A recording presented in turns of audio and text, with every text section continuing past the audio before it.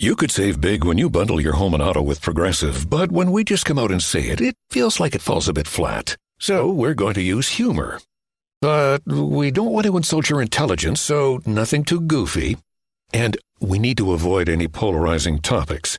Oh, and it has to be about how you can save big when you bundle your home and auto with Progressive. You know what? Maybe humor is a bad idea. Yeah, it's never going to work. Progressive Casualty Insurance Company and Affiliates. Discount not available in all states or situations.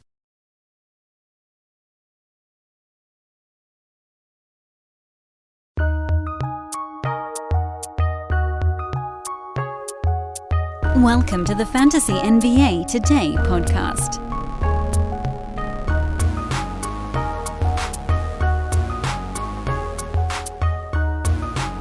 Well, we plowed our way through 12 possible names, the number 2 spot in fantasy basketball. And what did we determine? Not a lot, but not nothing. Welcome to Fantasy NBA Today. This is, of course, a Sports Ethos presentation. Thank you, as always, friends, again, for making this just an unbelievable offseason. Offseason episode number 77. That's what we're doing today. And we have now blown past June on July the 26th. I know June is only 30 days. There's a little bit of an advantage here. But I think as far as actual weekdays go, because that's where everything happens, what do we have? 5, 10, 15, 20, we had 22 weekday shows in June. 5, 10, 15, 20. I think it's only 21, actually, in July. So it would actually be a slightly lower number, making this even more delightful. So thank you all. We've already passed June. We've got a week left to go in July. I'm amazed. But what we're doing today is a little bit of a synopsis, which I know is like the podcast equivalent of a sitcom clip show. But I do want to get us to kind of a, not so much a consensus, because the Kevin Durant trade stuff is still very much in the works. LeBron, I believe his value is very much in the works, based a lot on whether the Lakers feel like they have a chance to compete. If they go into the season with LeBron, AD, and Russ, I don't think they feel like they're going to compete. So you're going to get a lot of missed ball games. I guess the other names we talked about are relatively settled, but those are two pretty big ones. But the point of this is not so much, again, even to make the bucket, because you guys know at this point, the bucket system is Jokic up top, and then all of these names are kind of in the second one, but maybe we can split it a little bit. And we'll start into that soon. I promise you guys, we'll start into the ranking schemes relatively soon, just not today. What I want to do today is go back through the 12 names we've talked about and start to line them up a little bit. And I want to go from the bottom up, because if we start at the top and you hear the first couple of names, you might just stop listening. But from the bottom up, the names we've mentioned, and I don't want to just read them off to you, because then you only need to listen to 3 minutes of the podcast. And hell, you're here to just listen to someone yammer about basketball for 25 minutes or whatever it is. At the bottom, no surprise to anyone, is Luca Doncic. This is 9-cat, by the way. This is Roto. And I don't know, it's hard to argue this one, because Luca had a really good season last year, and he was number 28 in 9-cat. And I know turnovers were the biggest issue, but percentages were also issues. And I don't know how you possibly see him fixing 3 things in one offseason when, by all accounts, he's going to be even more tired than he was. Mavs added Christian Wood, that's true, but they lost Jalen Brunson, one of the other primary ball handlers on the team. Luka's going to have to do more, and we've already seen he gets worn down.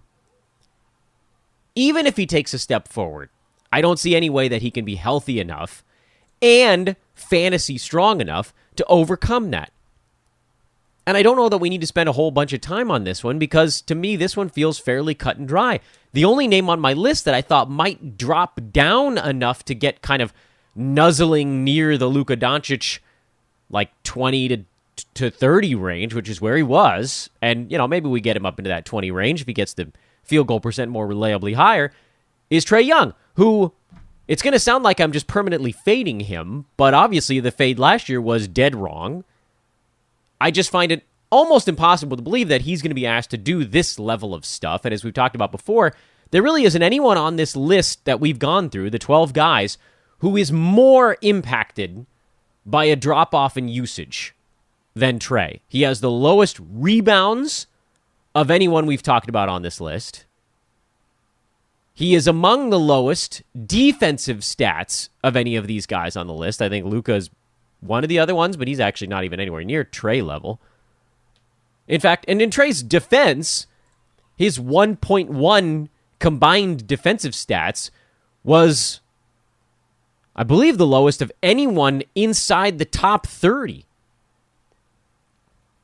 last year. You have to go pretty far down the board to find someone else who is in that 1.1, and I think it's like Zach LaVine at 45 or something silly like that. Jokic 2.4, Durant 1.8, Embiid 2.6, LeBron 2.4. This is per game, by the way. Kyrie 2, Steph 1.6, Kat 2.1, Murray 2.3, Giannis 2.5, AD 3.4, Trae Young 1.1. Which, again, states how very good he was on the offensive side of the ball, but also, once again, highlights how critical it is that he is maximum usage Trae, because almost everything he does is tied up in what happens when the basketball leaves his fingers. Does it go towards the bucket, or does it go towards the guy who's going to throw it towards the bucket? You take any of that away, small slivers, and he drops like a boulder in the ocean, because there's nothing buffering his drop. So of those guys, and that's, by the way, not to say that anybody else might not creep in front of him. That's another reason I don't want you guys to just start take this podcast and turn it into your bucket show. This doesn't mean that of the 12 guys we talked about, that's not 2 through 13 on my board once we put this all together. That just means that of those guys, these two are down at the bottom. When you get above those two guys, you start to get into the hair a little bit, and I went with Kat at third from the bottom, mostly because of the Rudy Gobert thing. And this one could turn out to be a total misfire, because maybe we find out that Kat does lose a couple of rebounds per game, but it's possible that his scoring holds, his assists hold, steals, blocks might hold, field goal, free throw percent might hold. I do think field goal percent goes down a tiny bit. I just feel like it has to, because Gobert's just sort of in the way there. It's more bodies between Kat and the hoop, but maybe he's anomalous there, and maybe he only loses rebounds. In which case, he could potentially stay inside the top 12 per game, and then we know he's durable. But he's a guy I would fade, because I do think there's just a great big whopping load of fear hanging over what might happen to a couple of his categories, a couple of his stronger ones. At least, unlike with Trae, he's not adding a usage guy next to him. But unfortunately, much like Trae, he's adding someone who plays the same damn position he does. And if that one wasn't hard enough, my next list towards the bottom is Lamellar Ball, who, inarguable, one of the most exciting young basketball players in the NBA, and showed excellent durability last year, 75 out of 82 ball games. And I hate to point this out from a fantasy standpoint because it feels like we're badly missing the actual point of stuff going on, but it's looking more and more like the Hornets will not be with the services of Miles Bridges this coming season. We'll wait to see how it plays out, but I think it's pointing that way, meaning LaMelo might get to do more. But is more always better? The answer is almost always yes. But LaMelo doesn't rocket up the board with a little more usage the way that someone like a Trae Young would. Because for LaMelo, who, yes, scores 20, 3 threes, 7.6 assists, that's good. His free throw and his field goal percent stuff, actually, the more he does with those two things combined, it actually lowers his value. His free throw was good this last year, but I don't see it getting any better. Field goal was bad. I don't know if it gets any better. Adding more to that stuff is a net negative. Now, adding more to those things, plus points, threes, and assists, that's a net positive. Steals, blocks, rebounds, all that stuff, we assume it stays the same. Turnovers maybe go up a little bit. So it's not the usage that's the issue for Ball. Feeding him more is slightly helpful, but his growth is going to have to come from that field goal percent number. That's the big drag.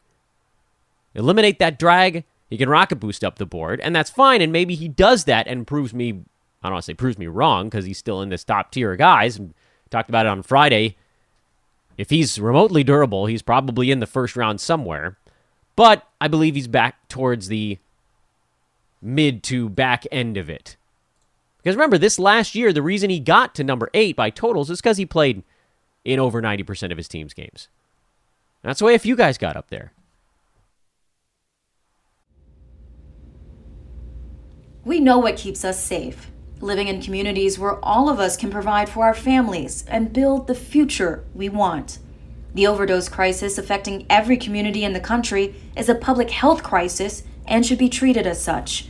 Continuing with the same failed war on drugs policies is fueling mass incarceration, disproportionately impacting Black and Latino communities and putting people's lives at risk. Criminalization and prosecution have not stopped overdoses. It does nothing to save lives or support the safety of our communities.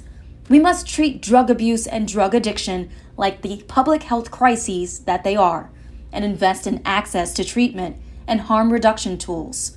We can't criminalize our way out of the overdose crisis. Visit visionforjustice.org to be a part of the solution. Paid for by the Leadership Conference Education Fund.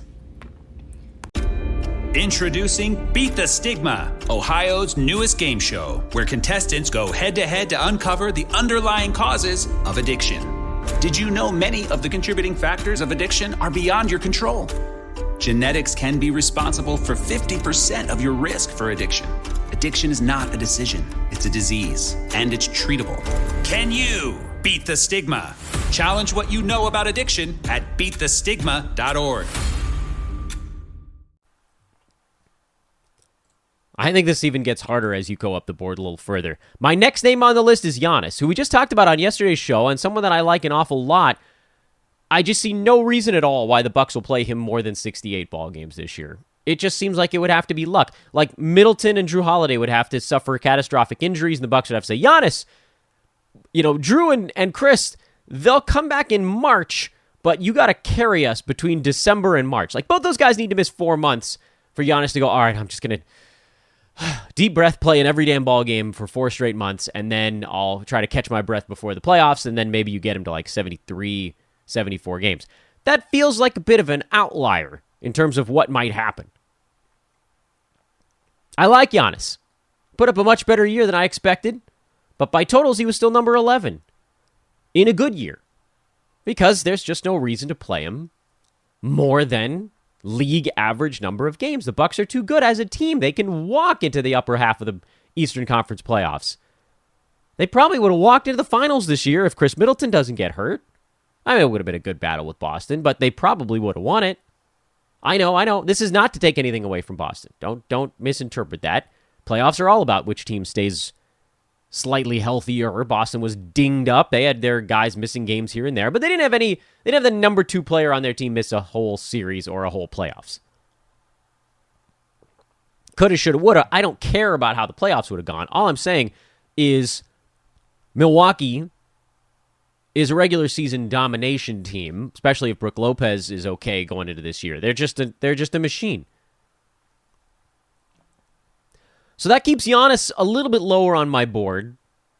And frankly, maybe we should have had him behind LaMelo, who did show that nice durability last year. I just feel like there's a certain upside with the guy who's almost a full round better on a per-game basis. LaMelo played in 8 more games than Giannis and basically ended up in a dead heat with him in overall value. If that's what it takes, I'd rather take the guy that has a little bit of upside built in. In front of Giannis, and this is where it gets really tough between, in my estimation, 5 guys. Those 5 guys are Halliburton, LeBron James, Jason Tatum, 4 guys, and who did I skip over? Oh, and Steph. That is 5. Come on, Dan.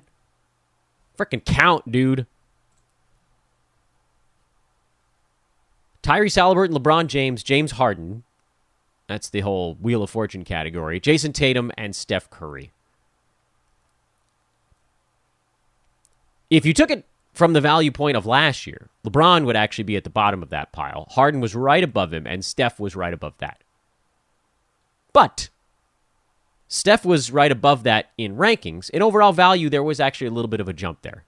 So Steph is not going to be at the bottom of this pile. James Harden, LeBron James, Tyrese Halliburton, to me, are the guys that are probably at the bottom of this pile because Tatum has shown incredible durability. He was number 5 this last year and has an opportunity to maybe get a tiny bit better, barring the Kevin Durant situation ending up in Boston. So I had to eliminate Steph and I had to eliminate Tatum from this group of 3. So now it's down to Halliburton, LeBron, and Harden. On a per-game basis, LeBron boat raced those other 2 dudes. LeBron was number 4 per game. Harden was 12. Halliburton was 23, although he's more like 16 in Indiana. So you could call it 4, 12, and 16. Harden has a chance to get better, largely in field goal percent, and frankly, in usage. Because we saw this precipitous kind of fat Harden drop-off the last couple of years that now it feels like he's looking to rehab his value, have fun with this team. It seems like he's finally where he wants to be, and you can see he's a moody basketball player. If he goes out there and has some fun with the 76ers, you could see field goal percent trending up a little bit. You could see even usage trending up a little bit. Maybe even turnovers come off just a hair. I mean, if you're going to forego taking 20 shots a game, which he won't take them, I should say. He will forego it. Let Embiid rack up the turnovers. Those 2 guys combined for 7.5 a ball game. And LeBron, a lot hanging in the balance there. If they make the purported deal with Indiana, I think LeBron has a fantastic season. Because he ends up as almost the only ball handler on that Lakers team with just guys around him all of a sudden. AD would be Miles Turner, Buddy Hield. Lonnie Walker can space the floor a little bit. You'd have sort of a couple of growing younger guys. They'll fill in the periphery with older goats and so forth. And they got a couple of, I think Troy Brown Jr. was one of the guys they got early in free agency. They got some old goats, and some young goats and so on and so forth. They're younger this year in free agency. LeBron probably wouldn't need to take 22 shots a ball game in such a case. And I think in that type of scenario, you'd see him play in more games because he would just be happier. And I got the feeling this year for LeBron, yeah, he pushed it as hard as he could down the stretch, but he got himself hurt trying to carry the team. So I would expect a per-game drop-off, but a sort of subsequent increase in totals value for LeBron as he plays in a few extra ball games, versus a guy like Harden, who was number 12 per game. Yeah, he probably trends up just a little bit there, and maybe he also plays in a few extra ball games. Maybe you get Harden up to around 68, 69.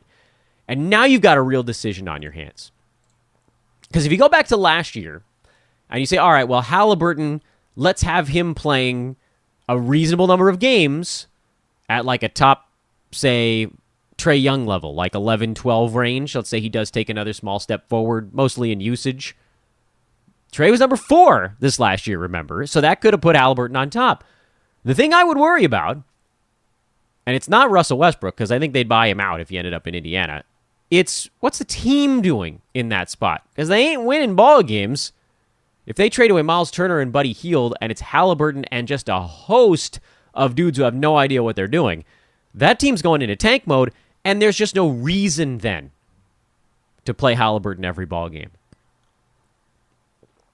And I know what you're saying, Dan. They played him in every ball game this time.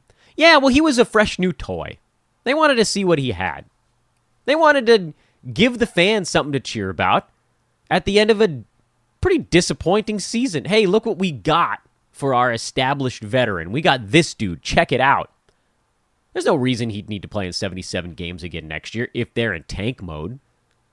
So I don't think Halliburton plays in 94% of his team's games this coming season. You probably see that number taper off a little bit. Yes, it probably does stay higher than whatever LeBron or Harden can put up. But will it be by that much? Because this last year, we already mentioned, LeBron was 16th in totals, and he missed 26 ball games. If you tack on another 11 and even get him to just league average, basically like what Giannis did this last year, LeBron would have been number 4 or number 5. He would have been right there. And Trae likely falls off, and Cat likely falls off. So LeBron probably would have been number 3 if you don't move anybody else around. Is he behind Tatum? Maybe. I don't know. So let's say Haliburton takes, I don't know, a small step back by totals value, or even we could leave him in the same place, just for argument's sake. Can LeBron or Harden catch him? LeBron, maybe. Harden, probably not. Because even if he takes a step forward in per-game stuff and plays in 3 or 4 extra ball games, it's probably still not quite enough to keep up with those fresh legs. So in this grouping, I would have Harden, as we're working our way up from the bottom, remember, I would have Harden, and above him, Haliburton, and above him, LeBron. But again, subject to availability here, meaning subject to, do we think LeBron is going to be available all season long, or is he going to be looking at this roster like, nope, I got a couple good seasons left in my legs, I ain't going to blow it on this one. Now you're in the top 4. Jason Tatum, Steph Curry, Joel Embiid, Kevin Durant. And so I know that all the way back on last Monday, I mentioned that this was probably a year to fade Steph Curry, and I'm not backing away from that. I merely want to note that Steph, from a per-game perspective, of all the guys, you look at this board, other than the young guys at least, we know Haliburton could get better, we know LaMelo could get a bit better, there's some built-in improvement that could happen with some of these dudes. The one established veteran star on the board that could get better is Steph. And will he take 19 shots a game again next year? I don't know. Probably. That's not actually that insanely high of a number for him. He took 22 a game the previous season. Then he had those, kind of red shirty type of year in there. 19.4. I think that was the last one with KD, right? Wasn't that a KD year? So, 19 shots a game is not that crazy for him. He took only 17 a game the year that KD was healthy and Clay was healthy, and they were kind of splitting things up a little bit better that way. But here's the thing. If we really think Steph is going to dip down to 17 shots a game next year, surely the field goal percent will see a dramatic improvement. Because at 19 shots a game this season, he was still only at 25.5 points per game. You can go back to 2017, he was at 26.5 points per game on only those 17 shots. Now, admittedly, he was taking a few more free throws. They've adjusted some of the rules, so his number came down a little bit there. But overall, while I don't believe he plays a full complement of games, I think you're looking at more like the Giannis, can we get this dude to 68 kind of story. From a per-game perspective, a Steph that becomes a positive in field goal percent instead of a pretty good-sized negative this last year vaults right past the guys in front of him on a per-game basis. He just does. Then he becomes a positive in almost everything other than basically blocks. Because 5 and change rebounds per game out of your point guard is pretty good also. Now, we don't know for sure. Maybe he does stay lower. Maybe this is just what it's going to be as he, probably throws it in a little bit of cruise control during the regular season. But at the same time, teams are going to be kind of gunning for Golden State. And I don't know that he necessarily isn't going to be better with a couple players around him that can help elevate, with Clay back to spread the floor and Jordan Poole another year under his belt. Not that anything's really going to change with Andrew Wiggins, but, Dre healthy coming into the year and all that good stuff. So with Steph, while I am afraid a bit of the games played element, the thing that keeps him in this group is that per game, he has a jump he could still make. Kind of like we think maybe LeBron, does he take a tiny step backwards? Those two guys come a little bit closer together. Maybe their games played comes a little closer together. But then you've got Steph and the big field goal percent thing.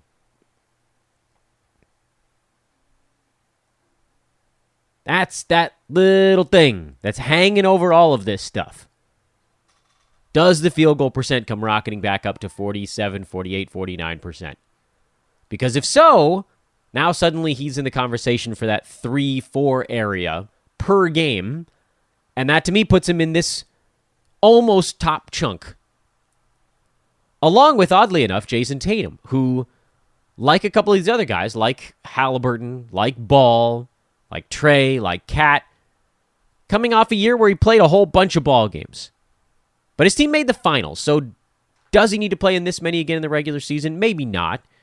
But I don't think he's going to take a step all the way back to play in just a small assortment of games, barring a Kevin Durant to Boston trade, which obviously shakes up all the names we just mentioned here at the top of this list, or at least these two, maybe more. Kyrie probably comes back into the conversation, depending on how that whole thing shakes out. Tatum shouldn't see a decrease in shots, might see an increase in steals, as we just talked about on yesterday's show, might see a slight increase in three-point percent, depending on whether we think this year was kind of an anomalous downtick. Does that come back up a little bit?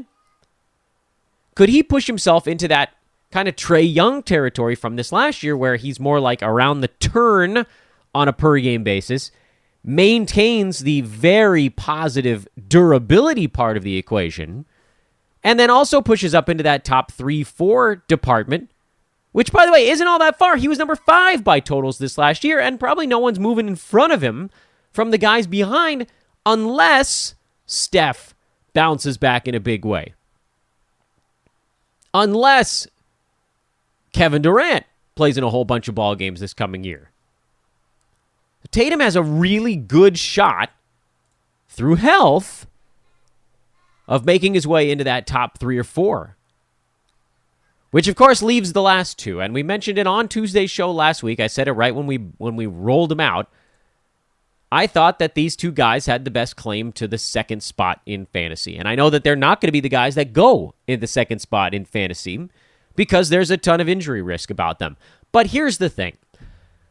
I really only about 2, maybe 3 guys that we rattled off have both some kind of per-game upside and have a nice track record of health recently. Those guys being Tatum, who we just talked about, Tyrese Halliburton, who has some per-game upside. We don't know exactly how high you can go, but it does seem hard to picture him getting into that kind of like top 9 per game. I don't think LaMelo quite gets there. Cat, Trae, those guys probably don't hang on. Maybe Cat can hang in there in this the top 11, something like that. So he could maybe squeak in. Which, of course, then brings these guys that do have a little bit of injury risk into the picture. A lot of the highest per-game dudes have the same injury issues hanging over them. LeBron, injury risk. Big upside on the per-game ledger. Steph, letdown risk. Upside on the per-game part of this thing. I don't know if Harden has quite the per-game upside these days. But then these two names, Kevin Durant and Joel Embiid, have enormous per-game upside. Kevin Durant last year averaged 30 points a game, 7.5 boards, 6.5 assists, a steal, a block, 2 3-pointers, big-time positive in both field goal and free throw percent. He is your prototypical 9-cat guy. But he only played in 55 ball games. Still, the kind of amazing part about a guy like Cat is to play in only 55 games and still make the first round by totals, playing in just 2/3 of your team's basketball games. If you get Kevin Durant to the league average in games played this coming year, I believe he is the number 2 player in fantasy basketball. If that, by the way, was around 67.5 games this last year, which I'm hoping comes up a tiny bit as we kind of move maybe a little bit through the COVID stuff, but who knows? Maybe it does stay low.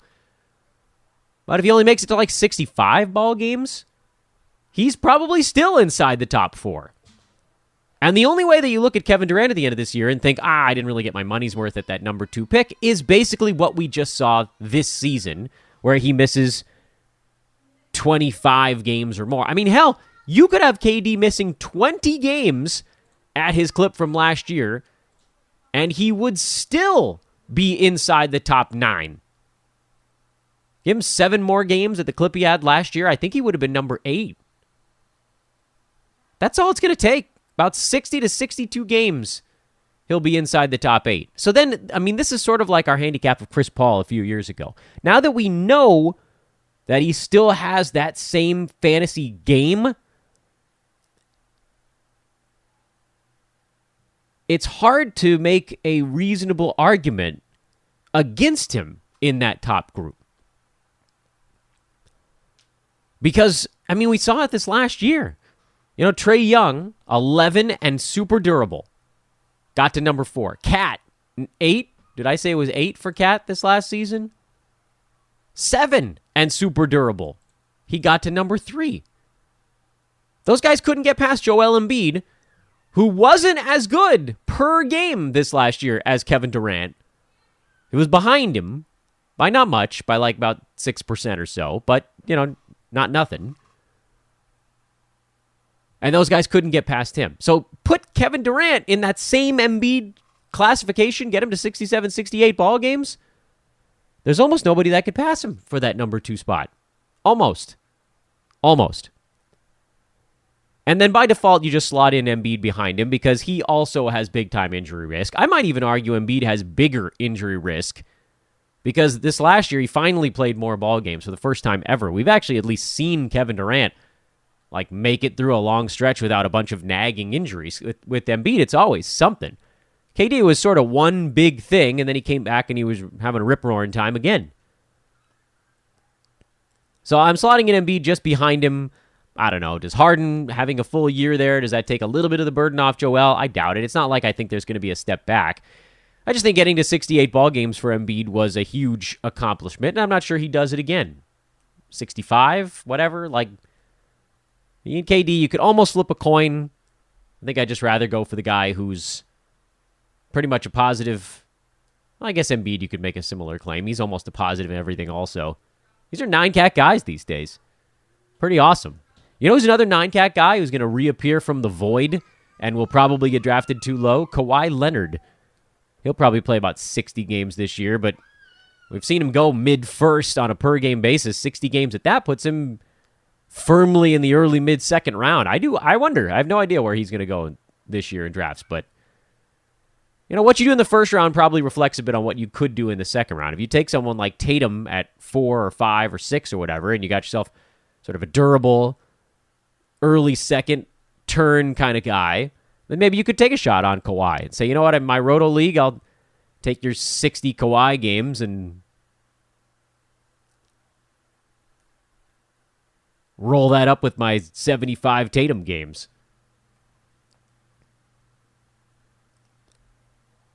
All right. There's your recap, and there's your order right now, but a lot of things can happen. Honest to goodness, folks, I don't really know what we're going to do immediately after this one. I'm going to come up with some new features for this time of year. In any event, have a lovely Tuesday. Thank you all for listening, as always, to Fantasy NBA Today. I haven't asked you guys to drop a 5-star review on the show in a while, but if there's anybody new out there, please do so on iTunes. Makes all the difference. And we'll get back at you tomorrow. Off-season episode 77 in the books. It's a good book. Read up.